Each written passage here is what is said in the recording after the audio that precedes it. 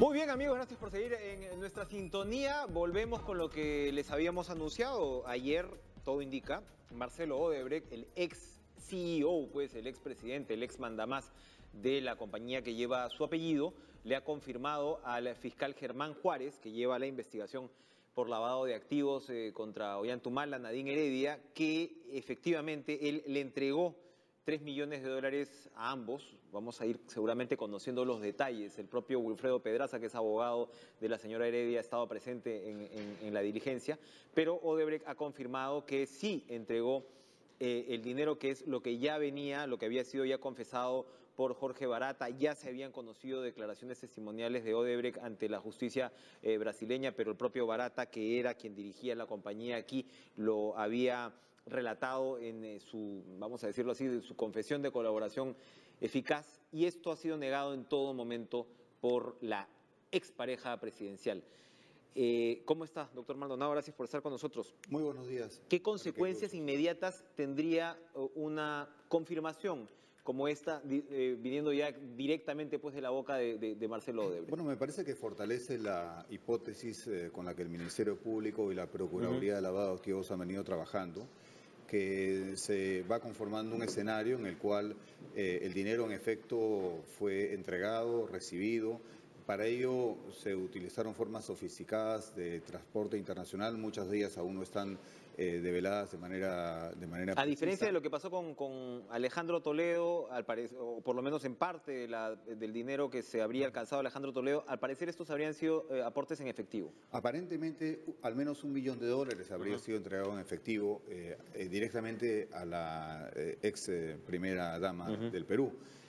Con lo cual, la tesis, como decíamos, del lavado de activos se fortalece como hipótesis de trabajo del Ministerio Público. Ahora, ese es un caso que recién está empezando.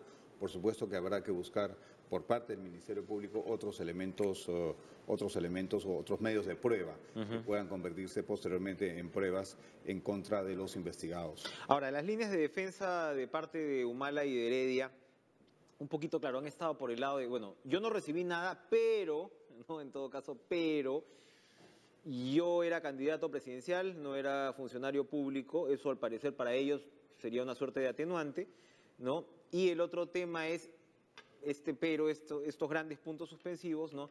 Estaríamos hablando de dinero para una campaña electoral, que en el peor de los casos para la defensa configuraría algún tipo de delito de carácter administrativo. Infracción electoral. Claro. ¿Puede jugar un procesado con una baraja tan amplia de defensa? Es decir, yo no recibí, pero si recibí fue para campaña, así que no me agarran por acá y no me agarran para esto, porque claro, no sería el caso, según ellos, de Toledo, que recibió pues directamente, claro, y esta plata termina en las propiedades de Coteva. ¿Puede un tribunal interpretar esto de alguna manera favorable para el investigado, eventualmente acusado? Creo que al comienzo esta línea de defensa se exhibió como una línea fuerte, una línea hasta arrogante frente al hecho Esa es la palabra. de la recepción de este dinero, que como usted bien dice, primero fue negado y ahora no hay forma de que continúe siendo negado. Pero el argumento en ese contexto de la defensa era básicamente, bueno, esto podrá llamarse como quiera, pero en el Perú, de acuerdo al ordenamiento jurídico penal peruano, esto no es un delito. Y como usted y yo conversamos en anterior oportunidad sobre ese mismo asunto, el hecho, en el fondo, es un hecho de corrupción política. Que no esté tipificado como delito es otro tema, pero el hecho no es un hecho neutral, no es un hecho que pasa en la casualidad. Ahora bien, ese argumento se debilita desde mi modesto punto de vista por el hecho de que la investigación no es por presunta infracción electoral o un delito en este ámbito de la primera línea de defensa, sino por lavado de activos, que es lo que ha venido empujando la abogada del Estado, la procuradora Briones y el propio Ministerio Público. Ahora, entonces esto abonaría, ¿no?, a la hipótesis de que esta plata termina en las arcas, vamos a decirlo así, matrimoniales o como se quiera llamar, particulares, pues, ¿no?, de estos personajes, y no habría ido a la campaña. ¿Qué queda por delante? Es decir, si el fiscal Juárez, que es quien está viendo la investigación, ya estaba investigando a Nadine Heredia y su entorno, al propio Humala también, por el tema del lavado de activos. ¿Qué cosa viene? ¿En qué momento es que ya entraríamos a una fase de acusación? Sí, Aproximadamente, yo usted. creo que los protagonistas de este afer de corrupción no fueron tan torpes en el sentido de que no destinaron todos estos fondos solo en su propio beneficio personal. Yo creo que parte del dinero fue entregado a la haberlo campaña, repartido, ya. por supuesto en el partido, etcétera, y por supuesto una parte que el Ministerio Público determinará fue para pues su provecho individual y propio.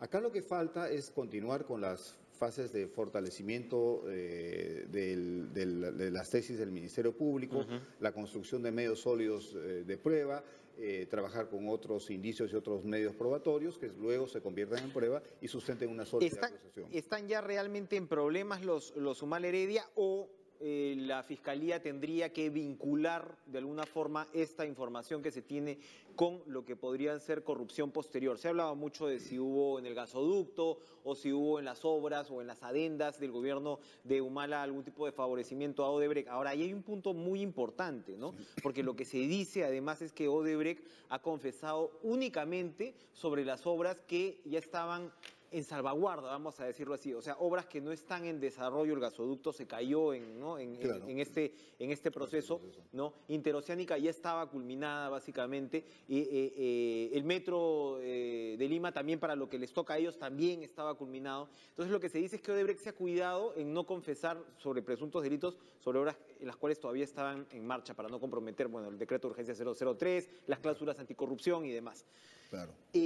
¿El Ministerio Público tendría que establecer una vinculación con alguna obra realizada bajo el gobierno Humala o para usted como abogado esto sería básicamente suficiente para comprometerlos creo a ellos? que reconociendo la importancia de este testimonio, de esta actuación del Ministerio Público peruano en el Brasil, siendo la primera en el marco de un conjunto de coordinaciones internacionales que se deriva de la reunión de febrero, entre fiscales generales, etcétera, reconociendo este aspecto positivo, no creo que el trabajo del Ministerio Público se ha acabado y que pueda cantar victoria. Tiene que seguir trabajando, tiene que encontrar en efecto otras relaciones y otras vinculaciones con obras que evidentemente fueron favorecidas en el contexto del gobierno. Para terminar, la reforma electoral que está en marcha, que se supone va a discutir correcciones importantes sobre el tema de financiamiento, ¿va en la dirección correcta? Es decir, si tuviéramos una legislación sobre campañas electorales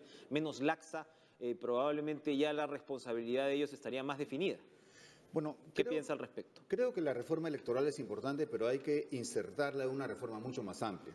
Si vemos el caso Lavallato, que es el fondo de lo que estamos discutiendo, en realidad vemos cómo el Estado perdió en arbitrajes internacionales millones de dólares, vemos cómo enfocar el caso en este asunto de los Humala Heredia es importante, pero no único, porque, como sabemos, Odebrecht actuó desde el gobierno de Fujimori. Y si vemos cómo se dividió la torta de obras en el contexto histórico en el que Odebrecht actuó, vemos que 50% de las obras fueron obtenidas por Odebrecht durante el régimen de Fujimori, cosa que no se está investigando. Y yo creo que, más allá de la actividad del fiscal Juárez, hay que ver cómo el Ministerio Público tiene una visión holística para enfrentar el daño que causó Odebrecht al país, que yo creo es un daño al derecho al desarrollo. En este caso el fujimorismo está en la tribuna, una tribuna aparte donde tiene pues un mango de la sartén, ¿no?, bastante importante. Y ya para terminar, Keiko Fujimori acaba de anunciar la presentación de lo que ha llamado un habeas corpus por la libertad de Alberto Fujimori. El habeas corpus busca evidentemente desmontar una vez más la sentencia madre, digamos, el caso madre contra Alberto Fujimori. Usted, por supuesto, estuvo en la Procuraduría Anticorrupción, ha estado de cerca al caso. Por supuesto. Logramos la extradición de Fujimori de Chile al Perú. El indulto, digamos, es un tema que finalmente tiene consideraciones distintas, pero esta línea que asume Keiko Fujimori de ir otra vez tras la sentencia, tras César San Martín, tras quien esté, ¿no? Sí. Pero ir tras la sentencia por considerarla injusta, ¿qué opinión le merece? Mire, he escuchado las opiniones detractoras de la sentencia y de todas ellas aún me parece que la sentencia es una sentencia legítima y hace cosa juzgada. El habeas corpus en su origen y en el objeto que tiene no es para esto, no es para ser un instrumento de impunidad, y lo que busca la señora Fujimori es un instrumento para la impunidad. Es una impunidad que consagra todas las impunidades del Perú, porque en este país es raro que se haga justicia. Y en el caso Fujimori se hizo justicia, se condenó como corresponde, y por tanto esa sentencia tiene que prevalecer. Es una cuestión de salvar el Estado de Derecho, y por tanto a mí me parece que esta